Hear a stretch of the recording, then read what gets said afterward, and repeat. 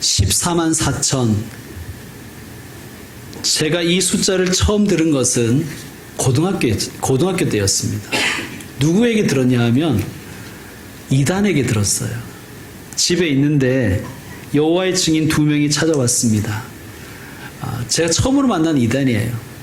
그들에게 정말 여러 가지 이야기를 들었는데 그 중에 가장 충격적인 말, 가장 처음 들은 말이 바로 이것이었습니다. 14만 4천만 구원받는다.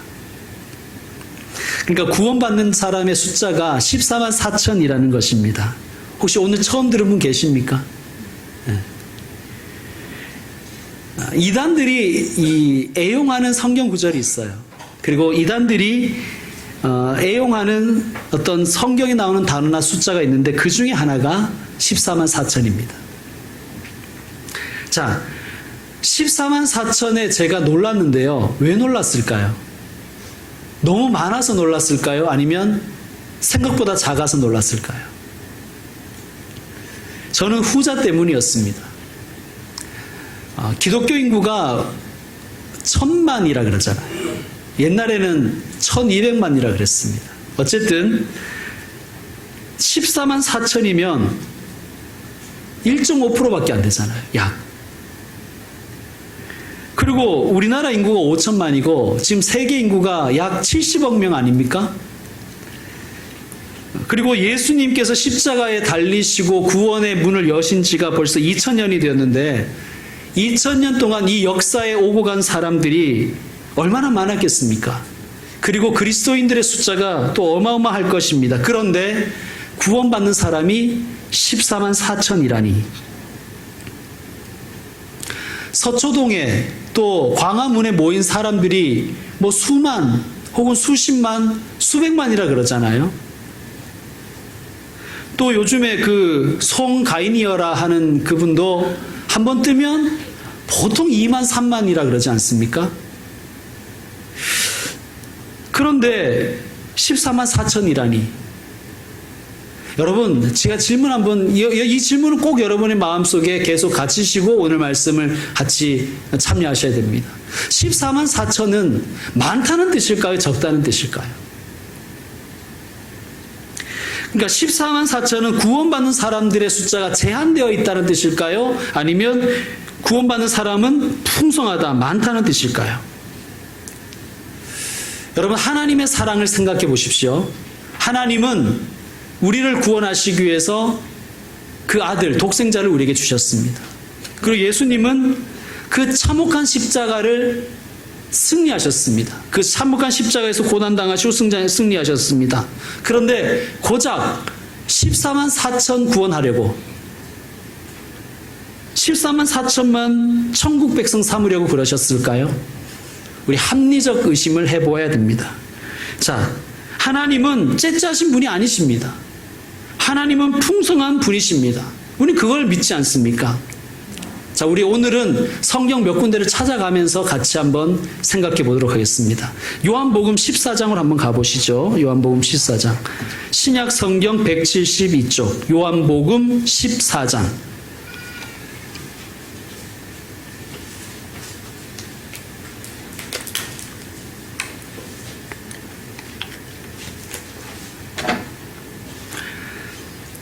자, 요한복음 14장 1절에서 3절까지 우리가 합독하겠습니다. 시작. 너희는 마음에 근심하지 말라. 하나님을 믿으니 또 나를 믿으라. 내 아버지 집에 거할 곳이 많도다. 그렇지 않으면 너희에게 일렀으리라. 내가 너희를 위하여 거처를 예비하러 가노니 가서 너희를 위하여 거처를 예비하면 내가 다시 와서 너희를 내게로 영접하여 나 있는 곳에 너희도 있게 하리라. 아멘. 우리 하나님, 예수님께서 이렇게 말씀하셨어요. 내 아버지 집에는, 하나님 집에는, 천국에는 거할 곳이 많다는 거예요. 거할 곳이 많을 뿐만 아니라 지금 나는 너희가 거할 거처를 예비하러 간다. 그리고 그 거처가 다 예비되면 내가 너희에게 와서 너희를 데리고 가서 그 거처에 함께 있게 하겠다. 그래서 예수님 말씀이 그거잖아요. 너희는 마음에 근심하지 말라는 거예요.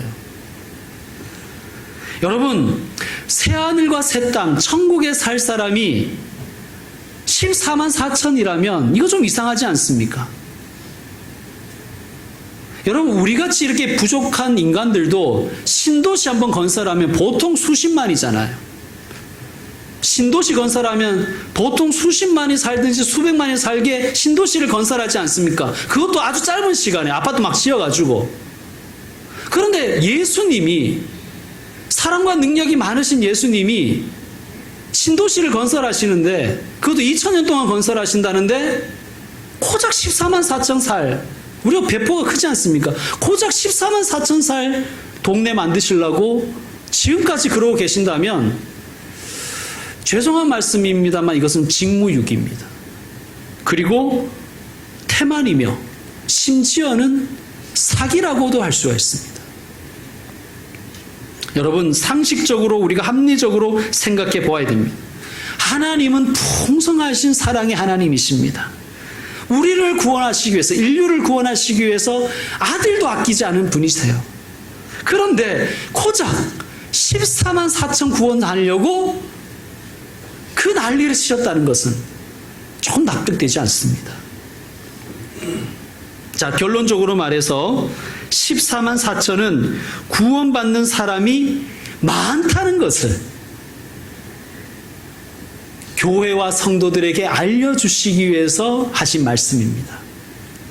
자, 우리는 언제나 잊지 말아야 된다 그랬죠. 요한계시록이 쓰여진 당시의 배경을 우리는 잊어서는 안 됩니다.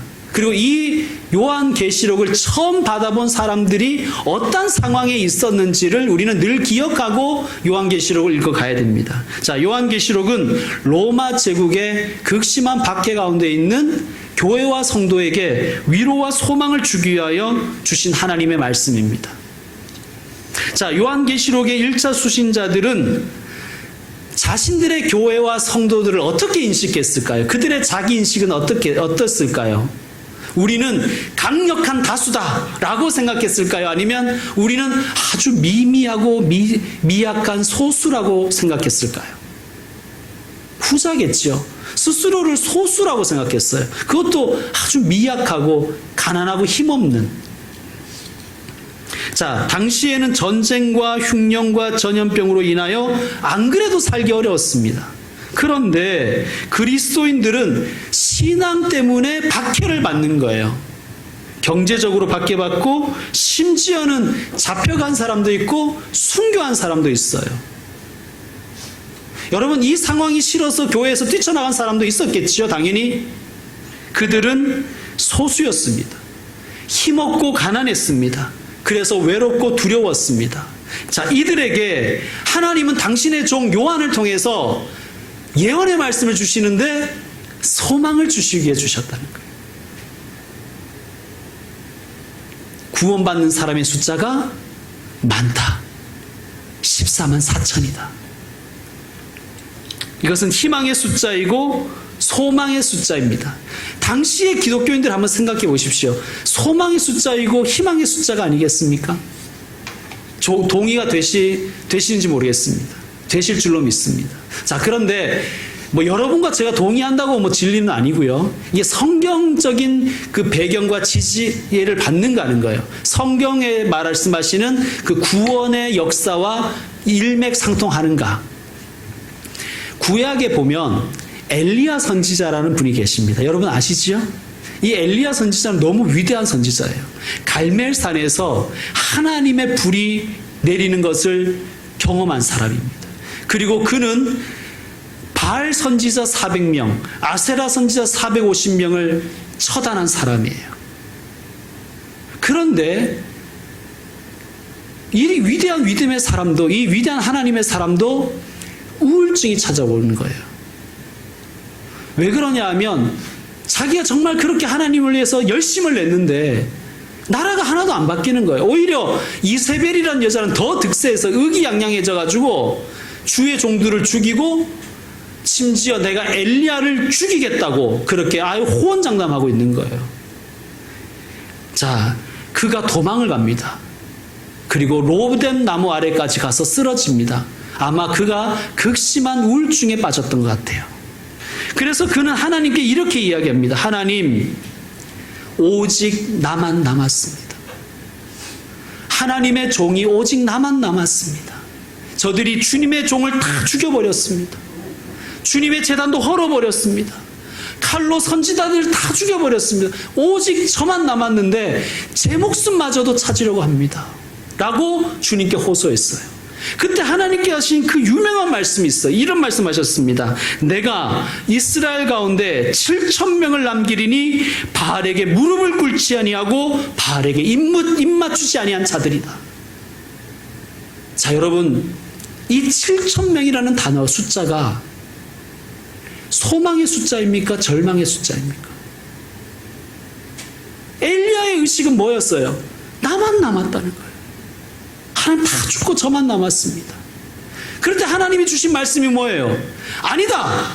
내가 이스라엘 가운데 7,000명을 남겼는데 그들은 바알에게 무릎을 꿇지 않았고 바알에게 입 맞추지 않은 자들이다. 소망의 숫자입니다. 그럼 왜 7,000이냐? 그러니까 여러분, 이게 상징적인 숫자라는 걸 알아야 되는 거예요. 우리는 이 히브리인들이 굉장히 문학적인 사람들이었다는 것을 좀 염두에 두고 생각해야 됩니다. 그들은 시를 사랑하고 노래를 사랑했어요. 그리고 그들은 숫자를 가지고 문학작품 쓰기를 좋아했어요. 여러분, 7,000명은요 7 곱하기 1000입니다. 7은 뭐죠? 여러분, 우리가 잘 아는 것처럼 완전수, 충만 숫자입니다. 1000은 뭘까요? 많다는 뜻이고 이것은 군대의 단위입니다. 그러니까 하나님께서 말씀하시는 것은 뭐냐 하면 충만한 하나님의 백성이 있다. 내 종이 충만하게 있다. 그리고 그들은 군대다. 그렇게 말씀하시는 거예요. 엘리야가 위로를 받았을까요? 못 받았을까요? 위로 받았을 것입니다. 비슷한 이 패턴이 사도행전 18장에도 나오는데요. 사도행전 18장에 가면 사도 바울이 고린도라는 도시에 가서 복음을 전했어요. 근데 이 고린도 사람들이 아주 고약한 사람들이에요. 아주 악독한 사람들이에요. 그래서 심지어는 고린도 사람 같다는 그런 수거가 있었습니다. 이들이 바울을 막 고소고발하는 거예요. 여러분, 혹시 고소고발 이 소송에 휘말려 보신 적이 있으십니까? 이 피를 말립니다. 아마 바울이 의기소침해졌나 봐요. 너무 괴로워합니다. 인간이니까 그럴 수밖에 없잖아요. 그렇죠? 그때 주님께서 바울의 환상 중에 나타나서 이렇게 말씀하셨어요. 두려워하지 말며 침묵하지 말고 말하라. 내가 너와 함께 있음에 어떤 사람도 너를 대적하여 해롭게 할 자가 없을 것이니 이는 이 성중에 내 백성이 많음이니라. 주님은 언제나 자기밖에 남지 않았다는 그 외로움 속에 있는 사람에게 하나님의 백성이 너무나 작아서 너무 의기소침해 있는 하나님의 백성들에게 소망을 주시는데 그때마다 주신 말씀이 뭐냐 하면 이 백성이 많다는 거예요. 이 내 백성이 많다는 거예요. 그걸 기억하라는 거예요. 사랑하는 성도 여러분, 하나님은 넉넉한 분이십니다. 하나님 째째한 분 아니십니다. 하나님은 풍성한 은혜로 풍성한 사랑으로 우리를 다 받아주신 분이십니다.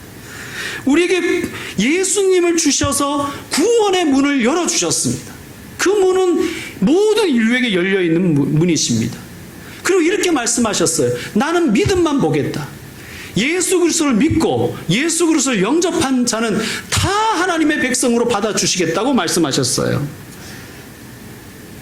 여러분, 14만 4천은 절망의 숫자가 아니라 소망의 숫자입니다.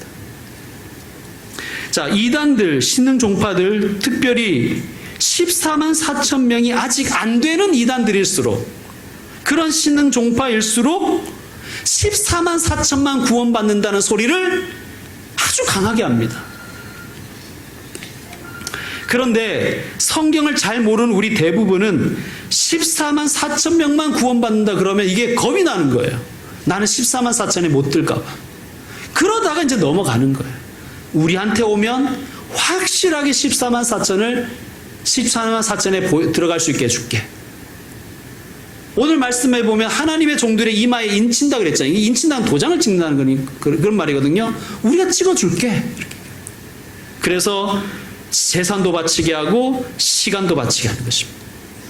근데 문제는 이 컬트들이, 이 소종파들이, 이 이단들이 14만 4천을 넘어서는 순간 자기들이 봤을 때 우리가 이미 14만 4천을 넘었다고 생각돼 판단되는 순간 말을 싹 바꿔버려요. 오늘 말씀해 보면 4절에는 14만 4천이라는 숫자가 나오고요. 오늘 말씀 요한계시록 7장 9절에 보면 이런 말씀이 나와요. 아무도 능히 셀 수 없는 큰 무리, 이들이 나가서 흰옷을 입고 있다. 이렇게 있어요. 그러니까 이들은 처음에는 14만 4천 명만 구원받는 얘기를 아주 이 헛소리를 강하게 하다가 말을 싹 바꿔버리는 거예요.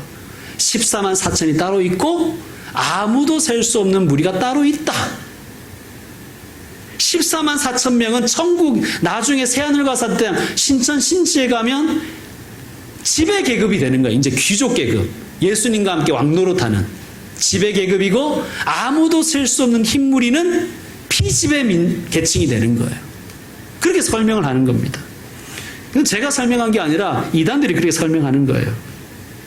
여러분 이게 성경을 그냥 문자적으로만 보면 그럴싸해 보여요. 왜냐하면 14만 4천이란 말도 나오고 아무도 능히 셀 수 없는 큰 숫자라는 말도 나오기 때문에 그래요. 그런데 여러분 우리는 상식적으로 합리적으로 다시 질문해야 됩니다. 자, 그들의 주장대로 하면 이런 거잖아요. 천국에는 두 계층이 있는 거예요. 14만 4천의 귀족 계급과 지배 계급과 나머지 아무도 셀 수 없는 큰 무리라는 피지배 계층이 있다는 거잖아요. 지배 계층이 피지배 계층을 지배하는데 얼마나 오랫동안 지배하냐 하면 영원히 지배한대요. 여러분 여기가 천국입니까? 상식적으로 이게 천국이에요. 그게 천국이면 저는 그런 천국은 가지 않겠습니다. 노하겠습니다. 안 갈게 하나님. 아니 이 땅에서도 빈부격차와 이 계급, 민주사회에서도 계급이 어느 정도 존재하고 그것이 참 극복할 수 없는 것들 때문에 우리가 이렇게 괴롭고 힘든데 그래도 인생은 짧아봐야 100년이잖아요. 100년만 차별받으면 되는데 이 천국에서는 영원히 차별받아야 된다면 그런 천국은 뭐 하려고 합니까? 차라리 여기서 살고 말지요. 자, 여러분 우리는 그러면 이 생각을 가지고 오늘 이 말씀 14만 4천과 아무도 능히 셀 수 없는 큰 무리를 우리는 다시 한번 관점을 새롭게 해야 됩니다. 자, 오늘 말씀 7장, 오늘 요한계시록 7장 13절로 다시 한번 가보시기 바랍니다. 요한계시록 7장 13절 여러분이 한번 읽어주세요. 시작.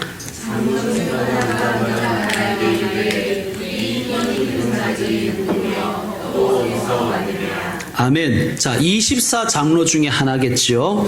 그 중에 하나가 사도 요한에게 묻습니다. 이 흰옷 입은 자들이 누구며 또 어디서 왔느냐?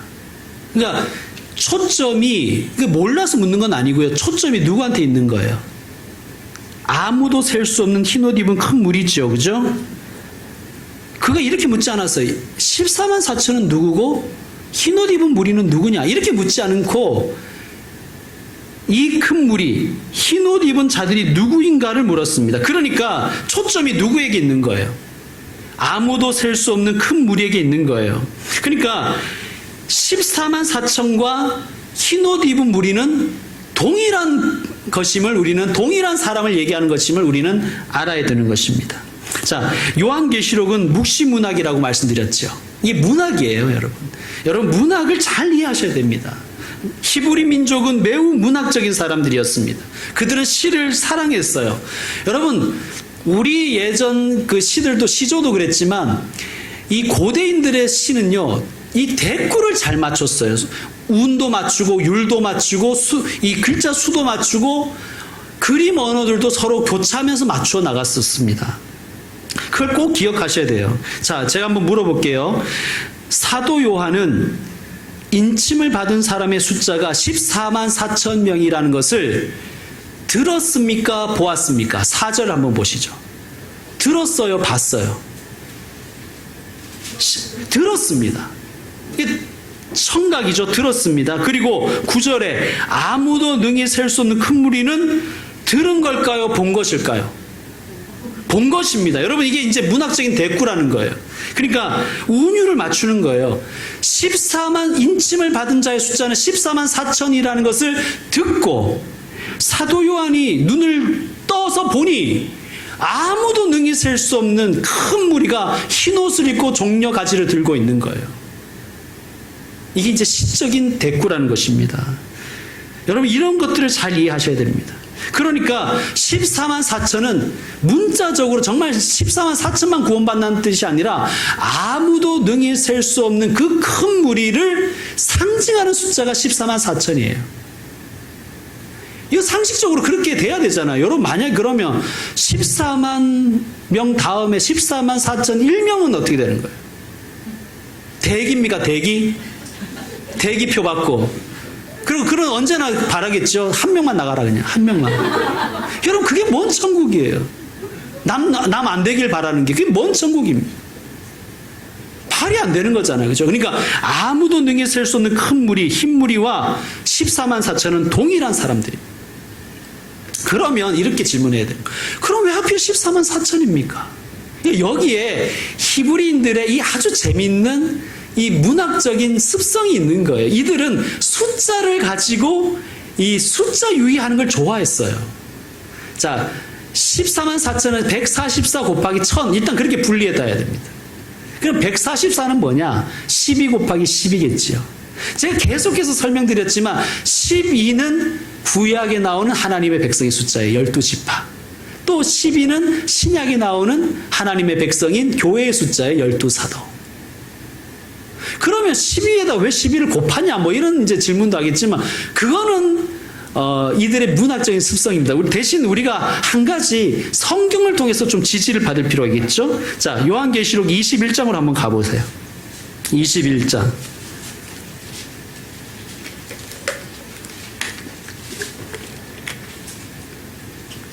자, 요한계시록 21장의 9절부터는 새 예루살렘에 대한 환상이 소개되고 있습니다.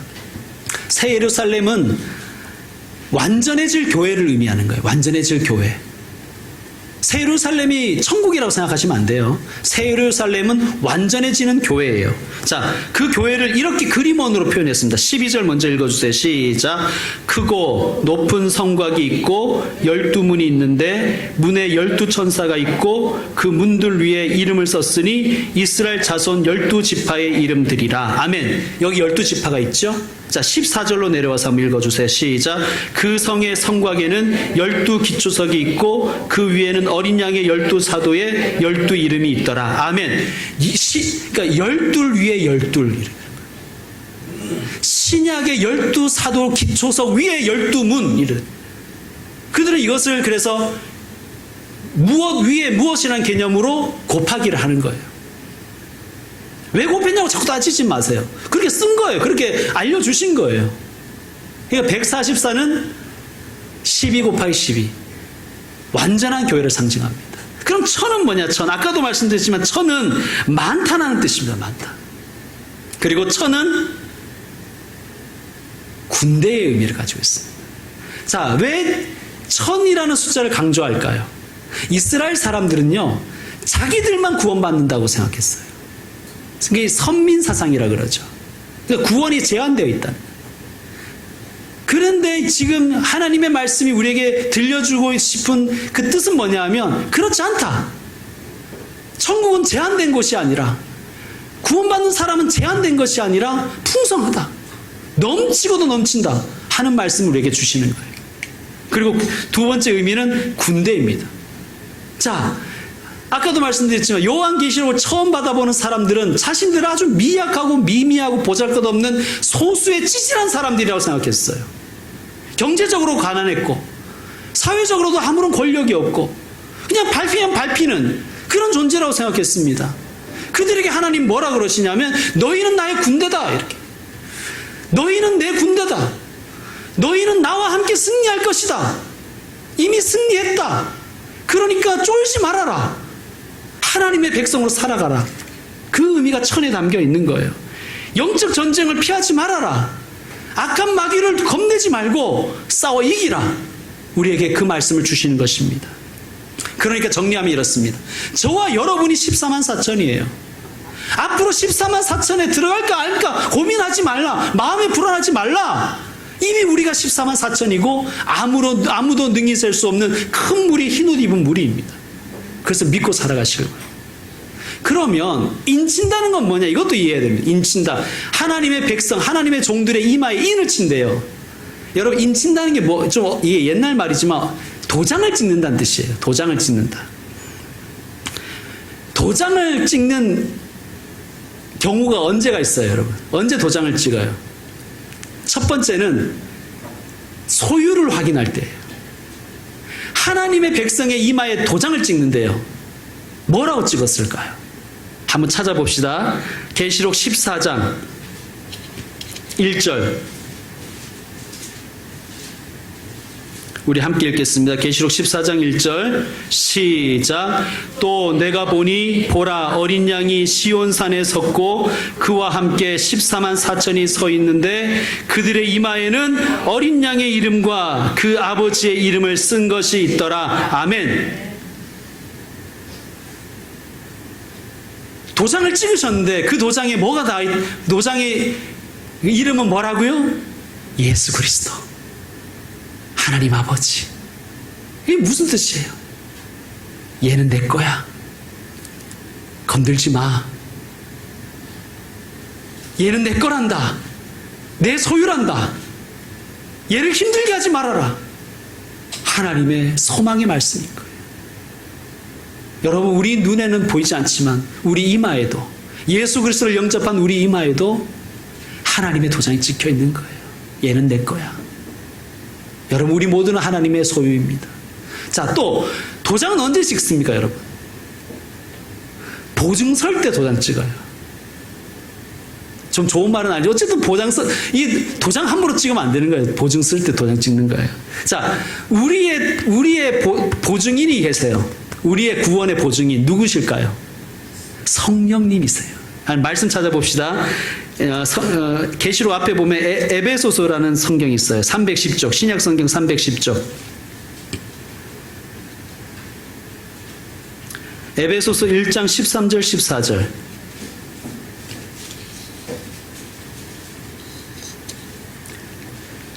자, 에베소서 1장 13, 14절 우리 같이 읽겠습니다. 시작. 그 안에서 너희도 진리의 말씀 곧 너희의 구원의 복음을 듣고 그 안에서 또한 믿어 약속의 성령으로 인치심을 받았으니 이는 우리 기업의 보증이 되사 그 얻으신 것을 속량하시고 그의 영광을 찬송하게 하려 하심이라. 아멘. 우리 이마에 하나님 도장이 있고 예수님 도장이 있고 그 다음에 성령님의 도장이 있는데 성령님은 보증인이세요. 여러분, 보증 소원하면 고민이 많잖아요. 그죠? 자, 4장 30절도 찾아봅시다. 에베소서 4장 30절 시작. 하나님의 성령을 근심하게 하지 말라. 그 안에서 너희가 구원의 날까지 인치심을 받았느니라. 아멘. 성령님이 우리를 보증하시기 때문에 성령님의 근심이 많은 거예요. 배신할까봐 근심이 많은 게 아니라 얘가 하나님 백성으로 살지 않으면 어떡하나. 얘가 낙심하면 안 되는데. 얘가 소망 잃어버리면 안 되는데. 언제나 보증인 되시는 성령님은 근심하시며 우리를 위하여 하나님께 간구하시는 분이십니다. 여러분, 이마에 하나님 도장, 예수님 도장, 성령님의 도장이 있는 거예요. 그러므로 저와 여러분이 하나님의 백성이며 저와 여러분이 14만 4천이며 아무도 능히 셀 수 없는 큰 물인 것을 믿으시길 바랍니다. 이제 말씀 마무리하겠습니다. 가끔씩 이런 분들을 만나요. 오늘 이제 우리가 결단의 찬송으로 부를 찬양의 가사도 그런 건데요. 나 같은 자도 구원받을 수 있을까? 이렇게 생각하시는 분이 계세요. 나 같은 자도 구원받을 수 있을까? 나도 내가 용서가 안 되는데 하나님이 나를 용서하실 리가 없잖아. 나는 믿음 따로이고 세상에 나가면 전혀 믿음 없는 사람처럼 살아가는데 난 천국 갈 자격이 없을 것 같아. 14만 4천 명이 나는 안 들어갈 것 같아.